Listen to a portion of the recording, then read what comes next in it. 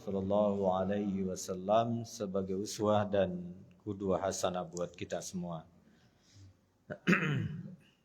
Bapak-bapak, ibu-ibu yang dimuliakan oleh Allah, kembali kita lanjutkan sirah nabawiyah untuk kita pertama bahwa di dalam Islam yang kita bangun tidak hanya hati kita, tapi yang kita bangun adalah pikiran kita. Jadi ilmu itu menjadi dasar bagi kita untuk menguatkan hati kita berjalan di bumi ini yang penuh dengan fitnah luar biasa. Maka tidak hanya cukup pikiran, hati, tetapi juga fisik. Nah, nanti kita lihat di perang Ahzab ini, di perang Khandaq ini, bahwa Nabi Muhammad SAW menunjukkan tentang fisik beliau yang begitu kuat. Karena apa? Karena kota Madinah ketika itu dikepung dan Salman Al-Farisi mengusulkan untuk menggali Khandaq. Karena memang kota Madinah itu dari wilayah selatan itu bukit, dari wilayah barat bukit, dan di wilayah timur itu bukit. Yang terbuka hanya di wilayah utara. Usulan Salman Al-Farisi ketika itu adalah menggali Khandaq. Khandaq itu dalamnya kalau masuk kuda perang, wal adiyati dhabha, itu tidak bisa keluar. Kalau dia meloncat, itu tidak sampai. Maka sejarawan mengatakan, ada yang mengatakan bahwa lebarnya itu 5 meter, dalamnya itu 3 meter. Dan ketika itu, di penggalian inilah kondisi kaum muslimin yang ketika itu sedang kelaparan. Dan Nabi Muhammad SAW termasuk yang di dalam. Jadi seorang imam itu, seorang pemimpin itu jauh merasakan kelaparan dibandingkan dengan umatnya sendiri. Jadi kalau kita di rumah Pak, yang jadi imam itu kan bapak ya. Ayah kita itu kadang kita tidak tahu. Mereka jauh menahan lapar, tapi tidak pernah bicara dengan kita bahwasanya beliau lapar. Mereka juga lelah, tapi tidak pernah bicara kepada kita mereka itu lelah.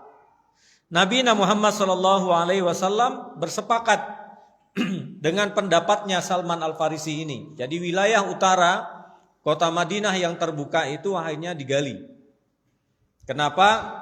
Karena menurut Salman Al-Farisi kita diuntungkan oleh kebun-kebun yang dimiliki oleh orang-orang Yahudi.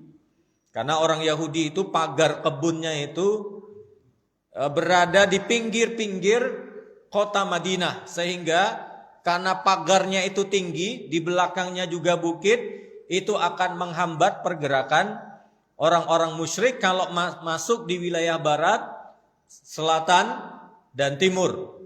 Maka Nabi Muhammad bersama para sahabat fokus di wilayah utara. Di saat penggalian itulah baginda Nabi Muhammad SAW mendapatkan komitmen dari para sahabat. Apa kata sahabat ketika itu, ketika mereka selesai berdiskusi? Ya Rasulullah, apa kata Salman Al-Farisi? Inna kunna bi ardil Faris idza khusirna khandaqna alaina. Wahai Rasulullah, dahulu kami adalah orang-orang yang hidup di negeri Parsi.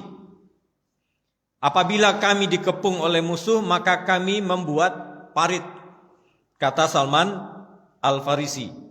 Dan Nabi Muhammad SAW meminta untuk 10 orang itu menggali sekitar 40 hasta. Ya, saya tidak tahu satu hasta itu katanya satu hasta. Jadi 40 hasta, ya 40 ini 10 orang.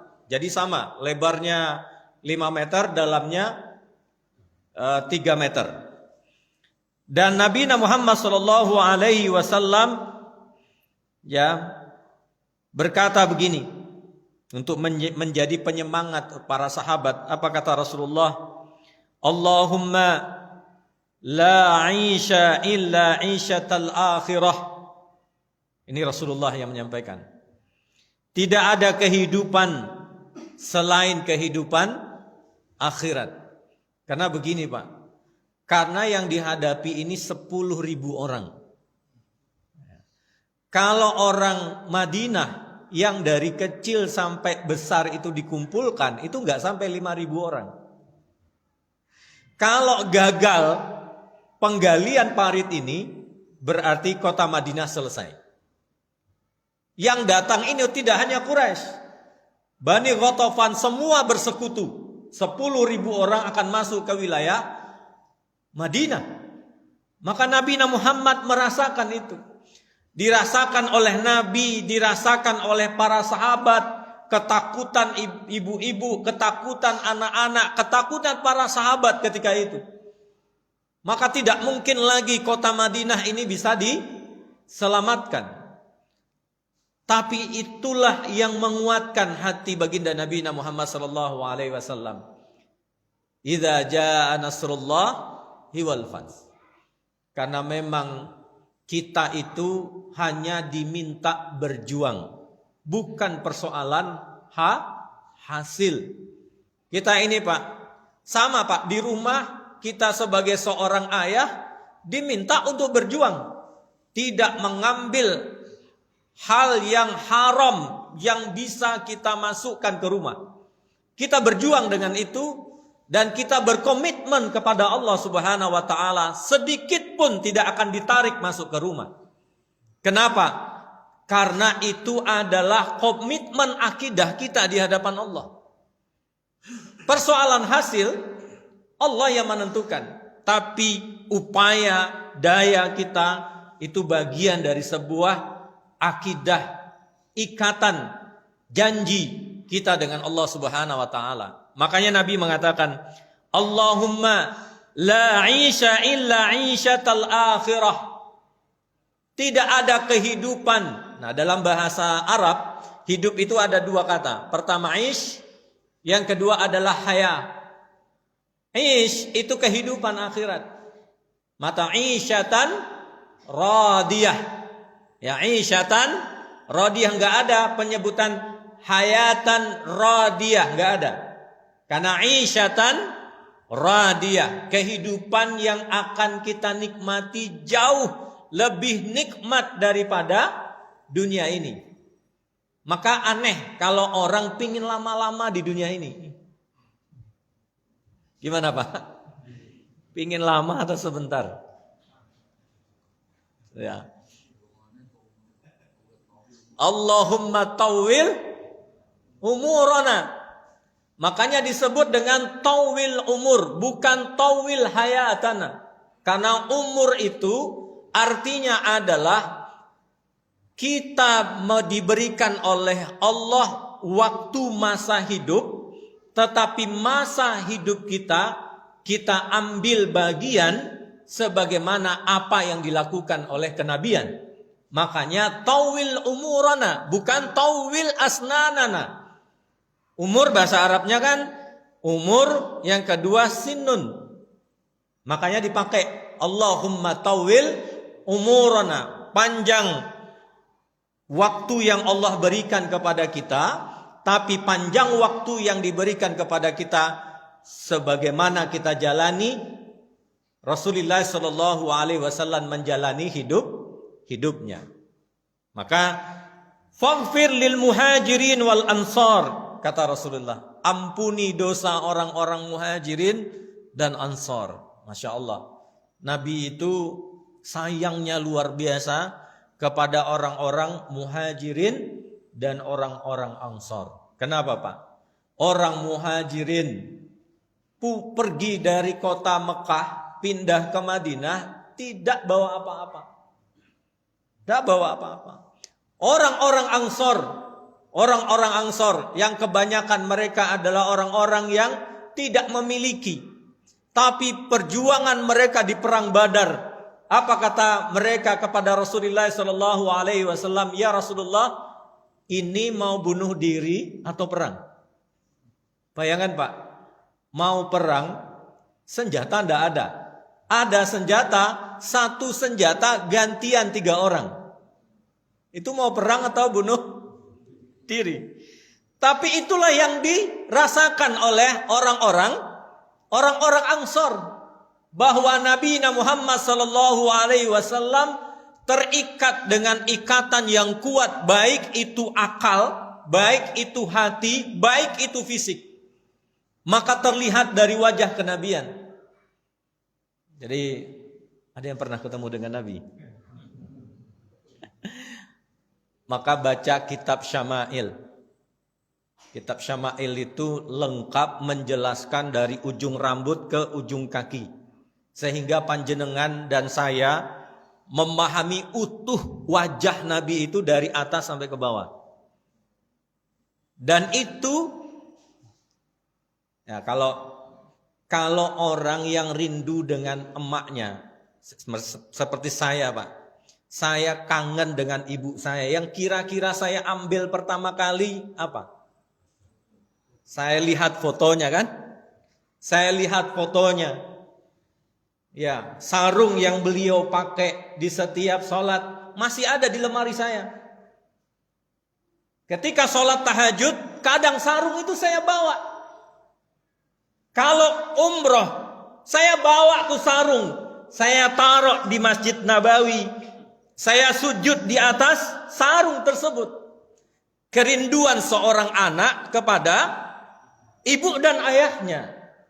Pertanyaan saya, bagaimana kita membangun kerinduan kita kepada Nabi Muhammad sallallahu alaihi wasallam? Bukankah kita ingin bersungguh-sungguh melihat wajah kenabian itu, walaupun tak pernah kita melihat Nabi, tapi membaca buku Syama'il, amalahum wa ahwalahum, bagaimana amal kenabian, bagaimana kondisi kenabian, itu cukup bagi kita yang tidak bertemu dengan Nabi Muhammad sallallahu alaihi wasallam. Apa kata orang-orang Ansor atas doa Nabi tadi? Apa kata orang Ansor dan orang-orang Muhajirin? Kalau Nabi berdoa, Allahumma la 'isha illa 'ishatal akhirah faghfir lil muhajirin al ansar. Tidak ada kehidupan yang lebih baik, kehidupan akhirat selain kehidupan akhirat, kata Nabi. Ampunilah orang-orang Muhajirin dan orang-orang Ansar. Lalu apa kata orang-orang Ansar? Nahnu alladhi bai'u Muhammadan ala jihadi man bakina abada. Apa kata mereka? Kamilah yang membaiat Muhammad untuk berjihad selama kami masih hidup. Itu namanya baiat, janji setia untuk baginda Nabi Muhammad sallallahu alaihi wasallam. Maka Nabi ketika mendengar baiat itu senang hati Nabi. Senang hati Nabi walaupun kondisi lapar, angin kencang luar biasa. Apa kata Nabi sambil bersenandung? Syair Hubahan Ibnu Rawahah. Makanya kemarin kita bahas tentang syair ya. Saya tidak akan bahas syair itu masuk musik atau tidak gitu ya. Apa kata Nabi? Allahumma law anta mahtadaina wa tasaddaqna wa la sallaina. Ya Allah, kalau bukan karena Engkau, kami tidak akan mendapatkan petunjuk, tidak bersedekah, tidak salat. Jadi Masya Allah Pak, jenengan dan saya bisa salat itu karena siapa? Karena Allah. Jenengan bisa sedekah, saya bisa sedekah itu karena Allah. Bisa berjalan ke masjid ini karena Allah subhanahu wa ta'ala. Fa'anzilanna sakinata alaina wa sabbik aqdamana in laqina. Limpahkan ketenangan kepada kami dalam syair ini, dan mantapkan kaki kami jika berhadapan dengan musuh. Insyaallah kita hari-hari kita apa berhadapan dengan musuh, Pak? Enggak kan? Enggak ada. Ketakutan kepada musuh itu enggak ada kan hari ini. Nabi merasakan itu, Pak. Merasakan itu jauh sebelum sebelum hijrah ke Madinah. 13 tahun di kota Mekah, diintimidasi, diinjak-injak, dihinakan. 13 tahun di kota Mekah. Sampai ke Madinah, apa Nabi senang? Tidak. Masih sekian kali perperangan yang harus dihadapi oleh baginda Nabi Muhammad sallallahu alaihi wasallam. Maka illa innal aula qad ba'u alaina wa in aradul fitnata abina. Komplotan musuh itu, kata Rasulullah, siap menyerang kami. Kami tidak rela jika mereka membawa bencana. Ini syair yang ditulis oleh Ibnu Rawahah, tapi yang dibacakan oleh baginda Nabi Muhammad sallallahu alaihi wasallam sebagai penyemangat. Kemarin kita sudah ceritakan bahwa Jabir menceritakan karena memang kondisi lapar luar biasa. Jabir ketika itu menyiapkan kambing kecil dan beberapa roti. Nah, diajaklah Rasulullah makan ke rumahnya. Singkat cerita, ternyata Rasulullah mengumumkan kepada semua pasukan. Sekitar 1000 orang, Pak, masuk ke rumahnya Jabir. Jabir mengatakan, ya Rasulullah, ini cukupnya cuma 5 orang. Diumumin semuanya, Pak.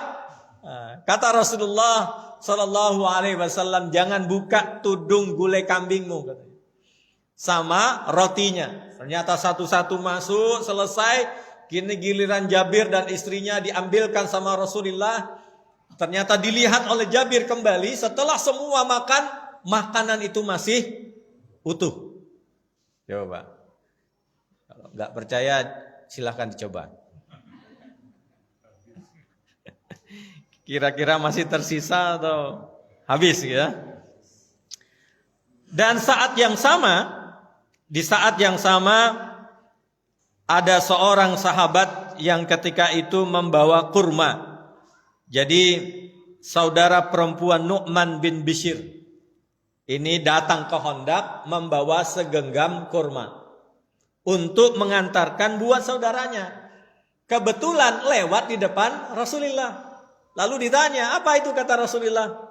Kurma ya Rasulullah. Buat kakakku. Kata Rasulullah, sini. Diambil, ditaruh di atas kainnya Rasulullah. Kata Rasulullah, satu-satu ambil. Yang satu rauk pakai genggaman tangannya, satu-satu semuanya ngambil, dan ternyata semuanya dapat. Ya, semuanya dapat, padahal hanya satu genggam. Ya. Apa pelajaran yang bisa kita ambil, Pak? Karomah Allah itu Allah berikan kepada orang-orang yang mukhlisina lahuddin. Orang yang mukhlis. Ya, mukhlis itu tidak ada satu noda sedikit pun di hatinya untuk berjuang di jalan Allah, hanya untuk Allah, tidak untuk yang lain. Ya, untuk yang lain. Jangan pernah berpikir begini enggak? Hanya lintasan begitu ya di hati itu. Ya Allah, pingin gulai kambing gitu ya. Tahu-tahu ada yang ngantarin gulai kambing. Pernah, Bu? Sering-sering. Sering-sering ya. Jadi itu namanya al-khawatir. Al-khawatir itu adalah besitan-besitan hati. Tapi enggak boleh sesuatu yang jelek, enggak boleh. Al-khawatir itu sentuhan-sentuhan hati. Maka al-khawatir itulah judul kitab tafsir yang dipakai oleh seorang mufassir di Mesir, namanya Al-Khawatir. Ya, kitab tafsirnya namanya Al-Khawatir. Jadi di dalam diri orang mukmin itu ada namanya Al-Khawatir. Kadang diijabah, kadang tidak.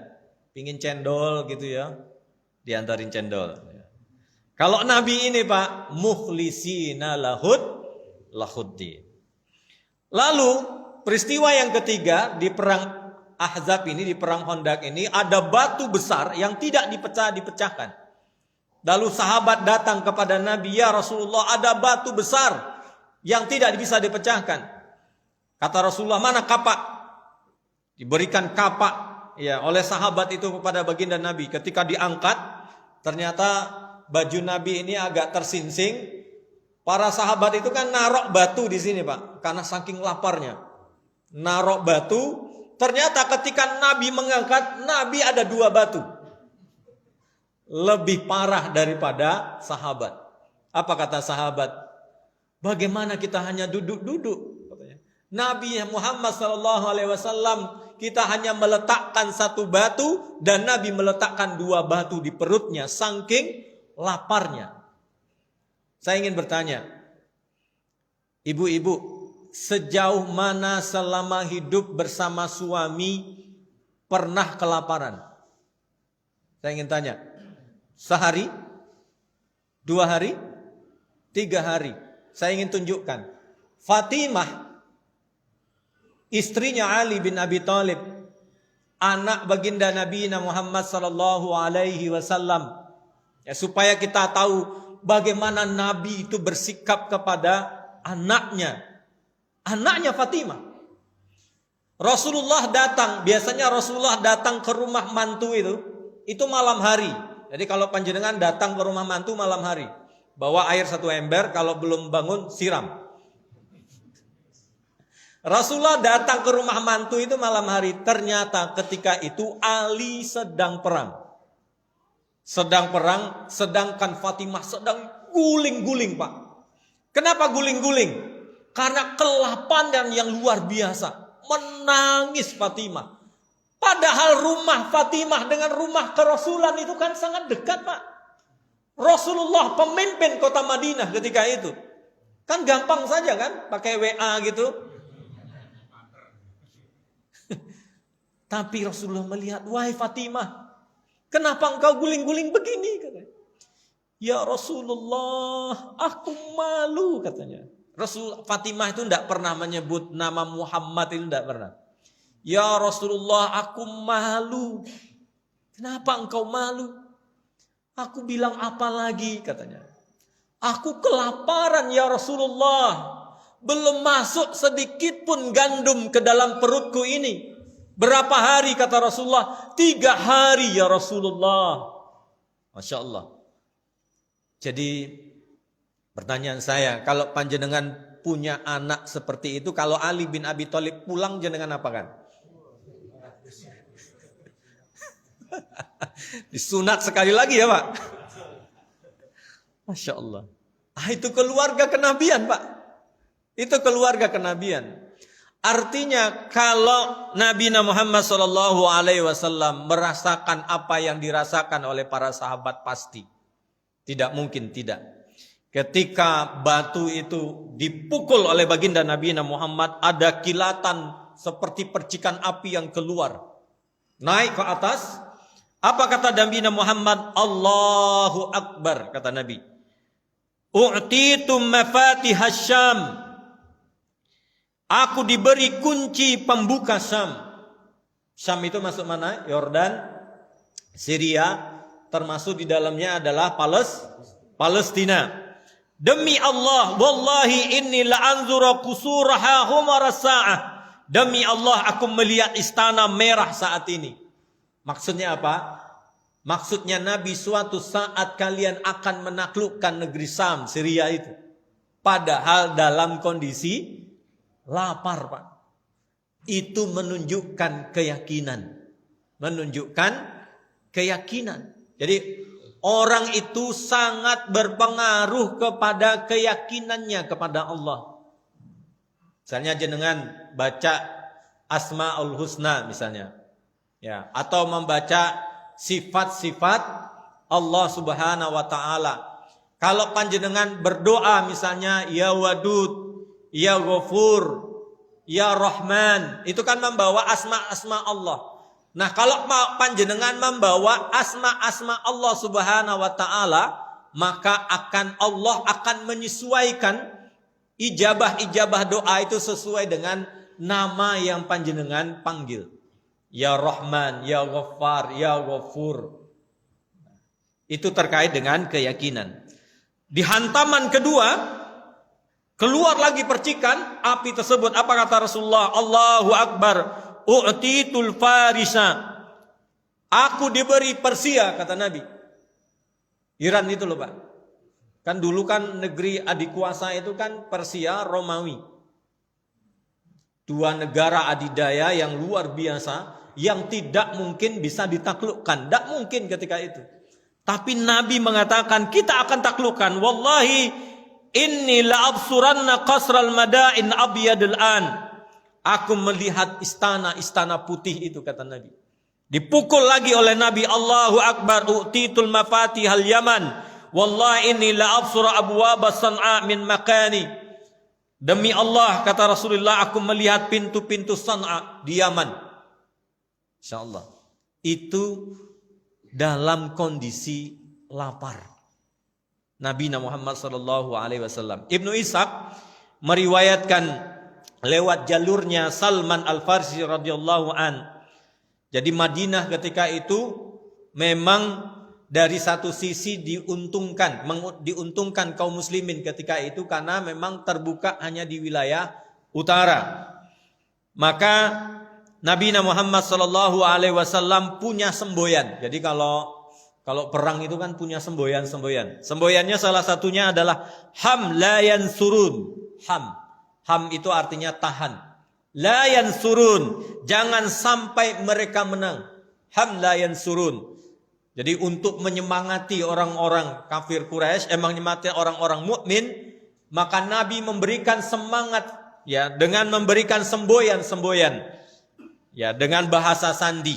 Ham la yansurun, jangan sampai mereka menang. Bapak-bapak, ibu-ibu yang dimuliakan oleh Allah Subhanahu wa taala, ketika orang kafir Quraisy datang, 10.000 orang datang, ternyata mereka kaget. Kota Madinah sudah diparit. Maka pendekar-pendekar kafir Quraisy itu di antaranya adalah Amru bin Abdul Wudud, Ikramah bin Jahal, Dirar bin Khattab, ketika itu mencari celah-celah yang sempit. Mana yang sempit yang mungkin mereka bisa lewat. Ya, mereka lewat. Maka semua mata, pokoknya kan Nabi mengingatkan, semua pergerakan orang kafir Quraisy harus diawasi. Siapkan panah, siapkan tenaga kalian. Dan Nabi Muhammad memerintahkan salah satunya. Di antaranya adalah Ali bin Abi Thalib. Ya, Ali bin Abi Thalib ini Pak, orangnya pendek tapi gagah luar biasa. Dan ketika itu ada beberapa yang masuk. Ya. Di antaranya adalah Amru bin Abdul Wud. Tidak usah dihafal. Ini orang kafir. Ya. Amru ini dipanas-panasi oleh Ali bin Abi Thalib. Sehingga apa? Berharap perang tanding. Jadi 3 orang ini masuk ke wilayah Madinah, Ikrimah juga. Nah, Ali manas-manasin siapa tadi? Amru bin Abdul Wud. Akhirnya benaran Pak. Dia terpancing berhadapan dengan Ali bin Abi Thalib. Karena Ali bin Abi Thalib tahu tentang bagaimana main pedangnya Amru bin Wud ini. Nah, ini kalibernya level B lah gitu ya. Kalau Ali sudah di atasnya. Ya, hanya sekali beberapa gerakan selesai. Amru bin Wud. Kepalanya terpenggal, Ikrimah lari ke seberang lagi. Jadi kondisi itu membuat takut orang-orang Quraisy bahwasanya Nabi Muhammad mengatur strategi perang itu luar biasa. Jadi ada singa-singa Madinah itu yang selalu berputar Pak. Jadi dia tidak hanya di satu tempat. Jadi yang satu berputar ke sini, Ali bin Abi Thalib berputar lagi, nanti ada yang berputar lagi, sehingga singa-singa Madinah itu benar-benar menjaga wilayah parit itu. Maka Nabi Muhammad SAW menyatakan begini, hampir saja aku tidak sholat asar, kata Nabi. Kenapa? Karena hampir mendekati maghrib. Maka Abu Bakar mengatakan, aku belum sholat ya Rasulullah. Apa kata Rasulullah? Aku juga belum sholat. Kenapa Pak? Karena memang satu-satu geraknya orang kafir itu diperhatikan. Apa kata Nabi? Mala Allahu alaihim buyutahum wa kuburahum naran kama saghaluna anis salatil wusta hatta ghabatis syam. Demi Allah, kata Nabi, Allah akan mengisi rumah kuburan mereka dengan api, sebagaimana mereka menghalangi kami untuk salat wusta. Salat wusta itu artinya salat asar, hingga terbenam matahari. Kalau kita lihat hadis dari Musnad Ahmad, Asy-Syafi'i mengatakan Nabi ketinggalan salat zuhur, salat asar, salat maghrib, dan salat isya. Bayangkan Pak, saking seriusnya. Tapi jangan dijamak begini ya Pak. Iya. Nah ini kondisi lagi walimahan, ya. Lagi walimahan, tamu lagi banyak. Akhirnya apa? Sholat zuhur, asar, maghrib, isya dikodok di waktu subuh. Gak boleh, ya. Jadi ini ada kajian hadisnya sendiri. Jadi untuk fikihnya saya tidak akan bahas terlalu panjang. Jadi ini ada hadis fikih yang membahas tentang qada'us shalah. Ya, salah satunya kalau ibu-ibu, kemarin saya sudah sampaikan di sini sebenarnya.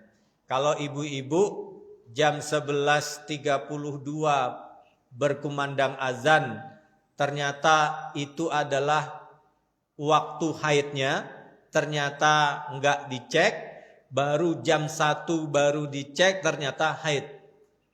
Maka dia wajib mengqadha salatnya ketika dalam keadaan suci nantinya. Nah, itu. Sama dengan ini. Nanti ada fikihnya juga. Nah, Sa'ad bin Mu'az adalah salah satu yang kena anak panah. Jadi kena urat nadinya, Pak.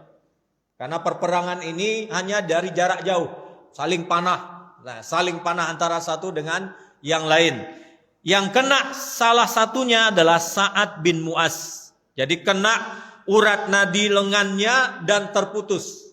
Jadi kalau urat nadi lengan terputus kira-kira, nah, lalu Sa'ad berdoa. Ini ada yang mengatakan, Ustaz, kalau urat nadi kita putus, pakai doa ini hidup lagi. Apa kata Sa'ad? Unik doanya. Allahumma innaka ta'lam.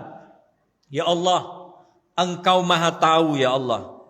Annahu laisa ahadun ahabba ilayya an ujahida fika min qaumin kadzabu.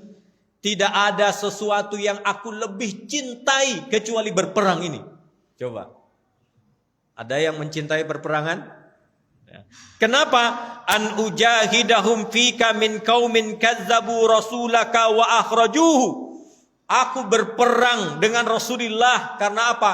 Karena mereka telah mengeluarkan, mendustakan Rasulullah dan menyebabkan akhrajuhu. Rasulullah keluar dari kampungnya, diusir dari kampungnya. Allahumma inni adzunnu innaka qad wada'tal haraba bainana wa bainahum. Engkau yang menentukan perperangan ini ya Allah, bukan manusia. Apa yang terjadi ini adalah Engkau yang menetapkannya. Ini keimanan. Jadi kita belajar bahwa sesuatu apapun yang terjadi kepada kita bukan milik kita, tapi wa wada'na anka wizrak wa rafa'na laka zikrak. Allah yang meletakkan, Allah pula yang mengangkat. Bukan kita, Pak. Jadi segala sesuatu yang terjadi, fa in kana baqiya min harbit quraish syai'un fa aqnani lahum hatta ujahidahum fika wa in kunta wada'atal harba fahjurha waj'al mauti fiha. Ya Allah, singkatnya begini. Ya Allah, kalau ingin Engkau matikan aku ya Allah, maka matikan aku dalam perperangan ini ya Allah. Ya. Jadi itu yang diminta oleh Sa'ad bin Mu'az. Salah satu yang diminta oleh Sa'ad bin Mu'az adalah, kalau engkau masih berkenan ya Allah menghidupkan aku pingin melihat orang-orang yang berkhianat ke Rasulullah. Karena kan yang berkhianat diantaranya orang-orang Yahudi.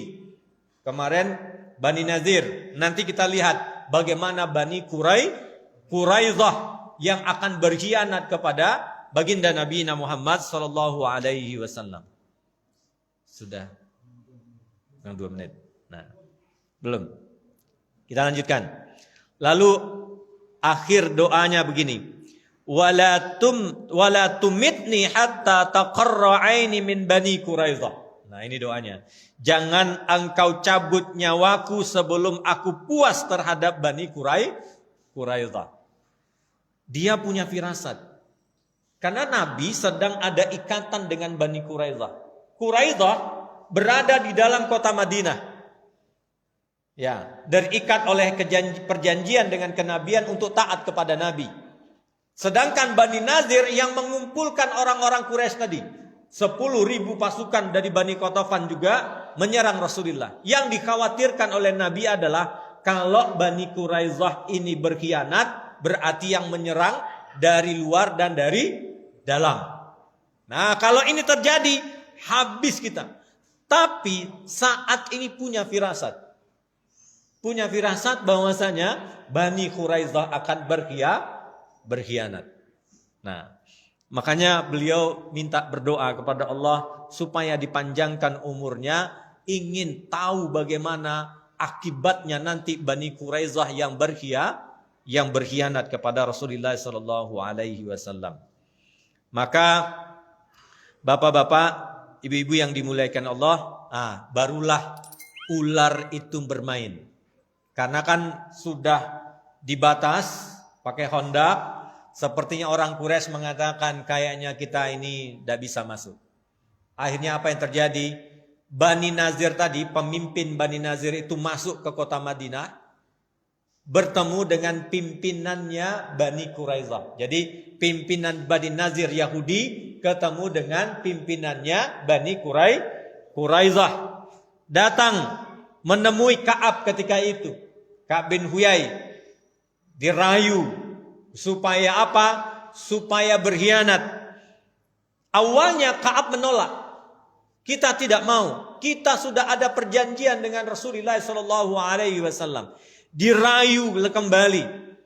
Apa kata Ka'ab? Ji'tani wallahi bidazlid dahrin.